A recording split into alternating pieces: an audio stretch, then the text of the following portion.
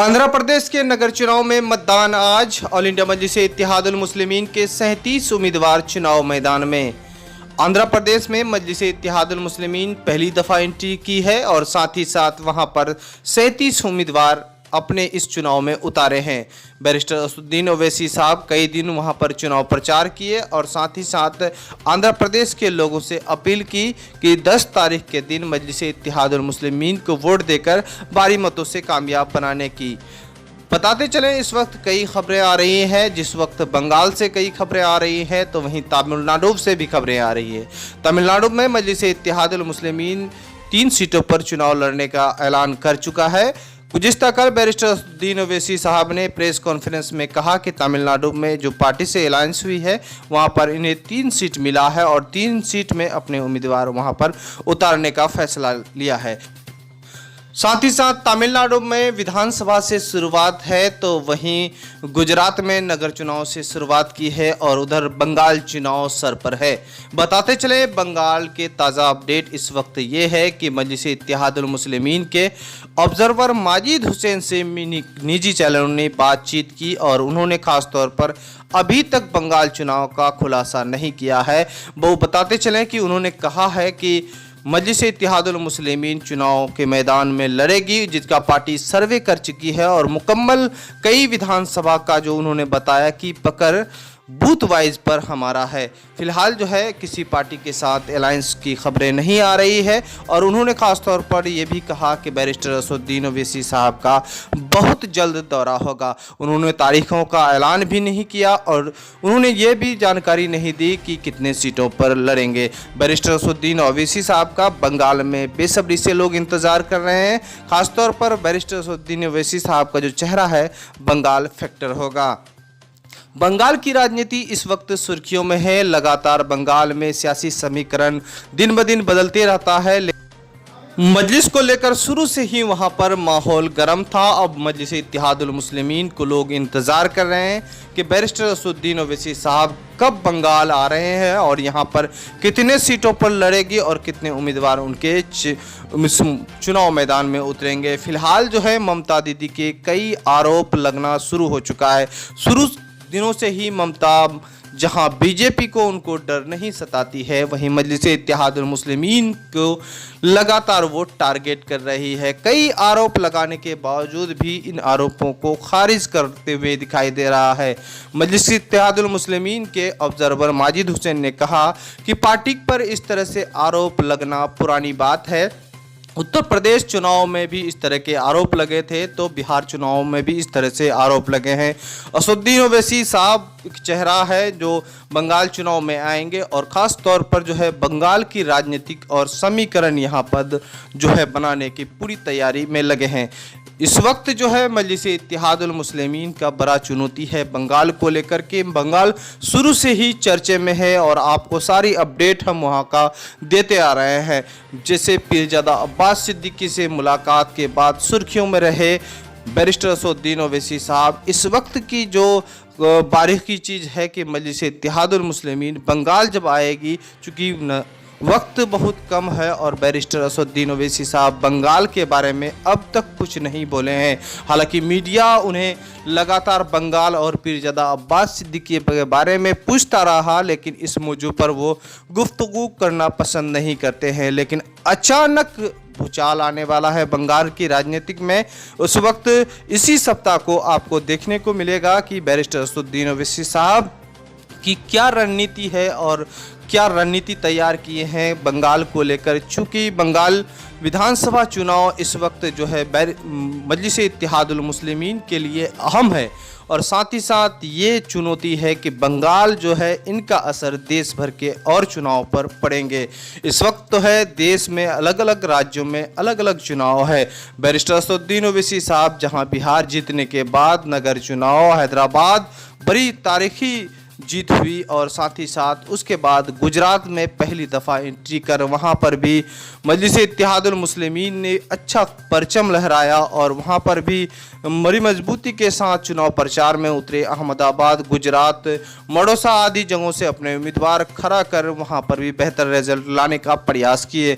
अब बैरिस्टर असदुद्दीन ओवैसी साहब का तमिलनाडु है और तमिलनाडु में 3 विधानसभा से अपने उम्मीदवार उतारने का ऐलान किया है। वहां पर भी गठबंधन पार्टियों के साथ चुनाव लड़ने जा रही है और साथ ही साथ वहां पर उन्होंने कहा कि 12 तारीख को चेन्नई का दौरा करेंगे और ख़ास तौर पर वहां पर शायद और रणनीति तैयार करेंगे। फिलहाल जो खबरें आ रही है कि उत्तर प्रदेश में जिला पंचायत चुनाव है और जिला पंचायत चुनाव में भी इस बार बड़ी मजबूती के साथ मैदान में काम कर रही है। उत्तर प्रदेश का विधानसभा चुनाव 2022 है, लेकिन बंगाल चुनाव 2021 जो है बहुत ही चुनौती साबित होगा। इसी बुनियाद पर उत्तर प्रदेश की राजनीतिक और अन्य राज्यों में राजनीतिक तय होगा। फिलहाल आपको हम बताते चलें कि बंगाल इस वक्त सुर्खियों में है। बैरिस्टर असदुद्दीन ओवैसी साहब जो है बंगाल की राजनीति पर समझ से परे हैं। पीरजादा अब्बास सिद्दीकी से उनका गठबंधन नहीं होना वहां पर बहुत बड़ी चुनौती है और वहां के समीकरण पर बहुत चुनौती है।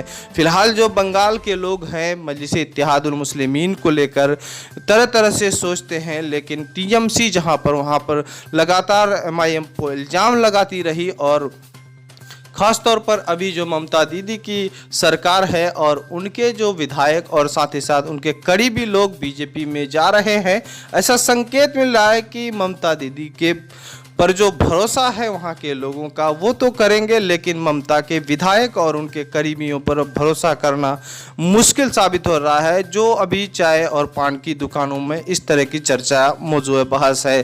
फिलहाल जो है बॉलीवुड अभिनेता मिथुन चक्रवर्ती बीजेपी में शामिल हो गए। कभी वो लेफ्ट में थे तो कभी ममता दीदी के साथ में थे, इस वक्त बीजेपी के साथ में है। इस तरह की बातें मौजूद बहस है कि टीएमसी के लोग इस तरह से करते हैं, बीजेपी में जाते हैं या टीएमसी में रहते हैं, लेकिन मजलिस इत्तेहादुल मुस्लिमीन जो है इसी बुनियाद पर वहाँ पर लोग वोट करेंगे कि मजलिस के विधायक या मजलिस के कोई भी नेता एमआईएम छोड़कर किसी दल में नहीं जा सकते हैं। बहरहाल बंगाल की सियासत में इस तरह का समीकरण लगातार बदलती रहता है। बंगाल की शुरुआती समीकरणों के रुझानों के मुताबिक अगर हम बता दें तो मजलिस इत्तेहादुल मुस्लिमीन जो है आईएसएफ पार्टी के साथ गठबंधन करती तो 50 से 60 सीट उनके झोली में रहता। हालांकि फुरफुरा शरीफ जो है वहां पर पीरजादा अब्बास सिद्दीकी साहब काफ़ी मशहूर है और साथ ही साथ उनके फलाही कामों से लोगों को काफ़ी मदद मिलता है, जिससे उनकी जो है एक अलग पहचान है। और साथ ही साथ वो नए पार्टी बनाए और पार्टी लगातार वहाँ पर जो है लोगों के जहन में डाला कि ये Indian secular front party MIM के साथ जो है गठबंधन करने जा रही है। लेकिन जिस तरह से फुरफुरा शरीफ के पीरजादा अब्बास सिद्दीकी से प्रेस के दौरान खासतौर पर मीडिया को बताए कि उन्होंने बैरिस्टर असदुद्दीन ओवैसी साहब के साथ गठबंधन करने को तैयार था, लेकिन बंगाल में असदुद्दीन ओवैसी साहब के जिम्मेदारों ने आज तक उनके साथ राब्ते में नहीं रहा और ना ही असदुद्दीन ओवैसी साहब से उनका वक्त में बात की।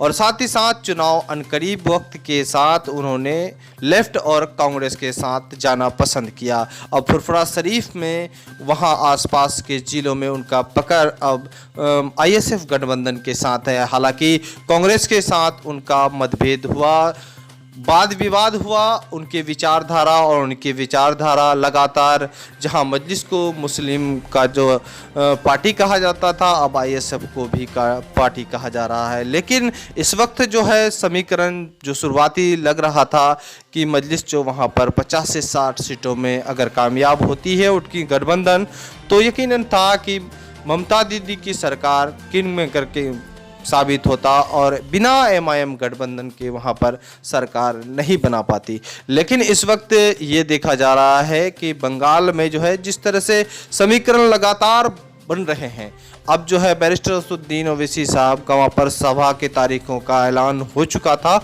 और तैयारी मुकम्मल था। उस वक्त भी पीरजादा अब्बास सिद्दीकी ने अपने बयानों में कहा था कि उनके समर्थक उनके सभा में जाएंगे, लेकिन ये आधिकारिक ये घोषणा नहीं था कि उनके साथ उनका गठबंधन है। लेकिन जब उनका प्रोग्राम को रद्द किया गया और साथ ही साथ जो है वहाँ पर अब मजलिस के प्रति लोग और जागरूक हुए।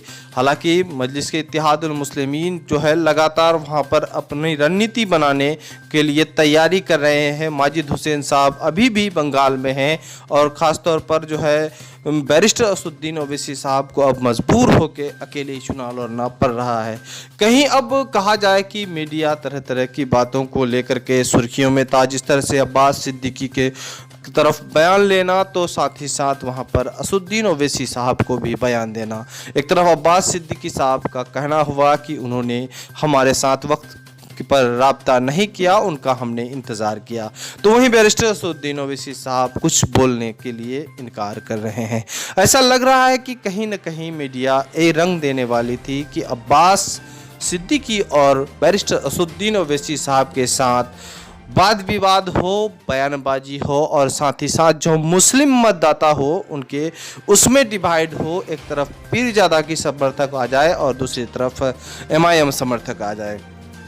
कहीं न कहीं वोटों की बुखार की साजिश थी और ये साजिश अब विफल साबित हो रहा है। बैरिस्टर असदुद्दीन ओवैसी साहब बड़े सूझबूझ रखते हैं और सियासी सूझबूझ की वजह से आज देश और दुनिया के में उनके नाम रोशन है। और साथ ही साथ जो है ये देखा जा रहा है कि अब पीरजादा अब्बास सिद्दीकी के समर्थक भी मजलिस इत्तेहादुल मुस्लिमीन में देखने को मिल रहा है कि उनका सपोर्ट कर रहा है। वहाँ पर अब तारीखों का ऐलान होगा, उनके जो उम्मीदवारों का ऐलान होगा, ये देखने के बाद पता चलेगा कि पीरजादा अब्बास सिद्दीकी कहाँ कहाँ से लड़ रही है और असदुद्दीन ओवैसी की MIM पार्टी कहाँ कहाँ से लड़ रही है। अब उनके बाद भले ही आधिकारिक घोषणा ना हो, लेकिन वोटर तो वही है, उसको डिवाइड करने के लिए पूरा प्रयास जो है ये साजिश विफल साबित हो चुका है। फिलहाल आपको हम बंगाल की सियासत पर ये दिखा रहे थे कि पहले का समीकरण अगर इस तरह से होता तो यकीनन था कि मजलिस 40 से 50 सीटों पे कामयाब होती। फिलहाल आप देख रहे हैं द मैसेज न्यूज़। इस तरह से न्यूज़ पाने के लिए हमारे चैनल को सब्सक्राइब करें। अगर आप फेसबुक में हैं तो फेसबुक में द मैसेज न्यूज़ टाइप करें और वहां हमारे फेसबुक पेज को फॉलो करें। अच्छे लगे तो आप लाइक करें और दोस्तों को शेयर करें। खुदा हाफिज़।